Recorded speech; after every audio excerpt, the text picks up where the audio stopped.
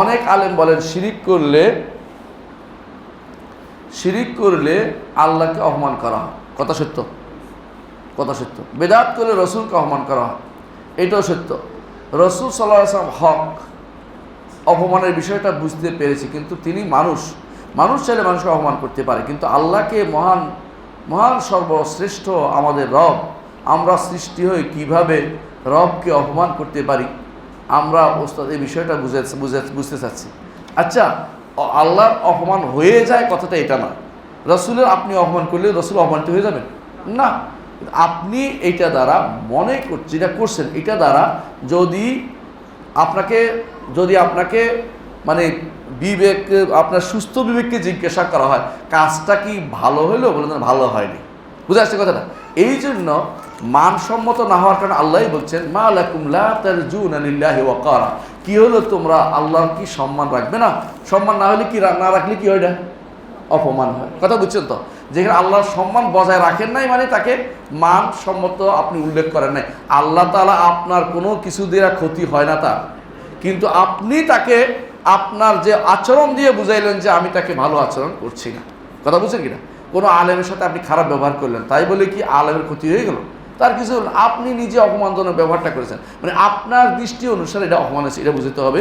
আল্লাহ তাআলার কিছু হাদিসে আছে ইন্নাকুম লাম তাবলুগু দাররি ফাতাদুররুনি, তোমরা সবাই আমার ক্ষতি করতে কোনো পৌঁছতে পারবে না, আমার ক্ষতি করে ফেলবে, কিছুই করতে পারবে না। দুনিয়ার সবাই একত্রিত, আল্লাহর কোনো কিছুই যায় আসে না, কিন্তু আপনার সবাই বলবে যে মানুষের দৃষ্টিতে যে এই লোকটা একটা অপমানজনক কথা বলেছে। বুঝতে পারছো কথাটা?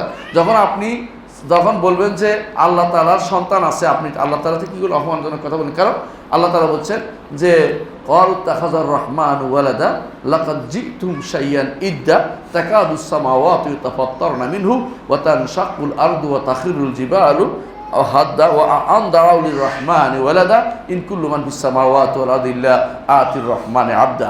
দাসকে যদি সন্তান বানিয়ে ফেলেন তাহলে আপনি দাসকে, আল্লাহর দাস, আমরা সব আল্লাহর দাস, আল্লাহ দাস। দাস বুঝেন তো?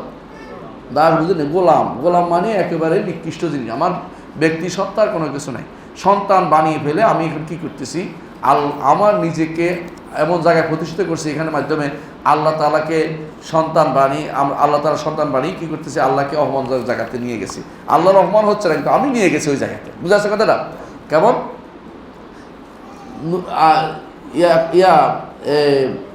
ঈসা আলাইহিস সালাতু ওয়াস সালাম হলেন দাস, আপনি বানাইছেন সন্তান, এবং তার মা হচ্ছে সিদ্দিকা, আপনি বানাইছেন নাউজুবিল্লাহ এক মহিলা ইলা।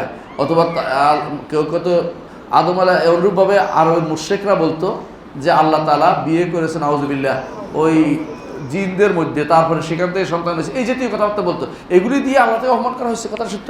এই অপমান অর্থ অপমান হয়ে গেছে তা না, আল্লাহ তাআলার কোনো কিছু ক্ষতি করতে পারে না, কিন্তু মানুষের দৃষ্টিতে আপনার কথাটা অপমানজনক, এটা বোঝানো হচ্ছে। বুঝছেন কথাটা? জি।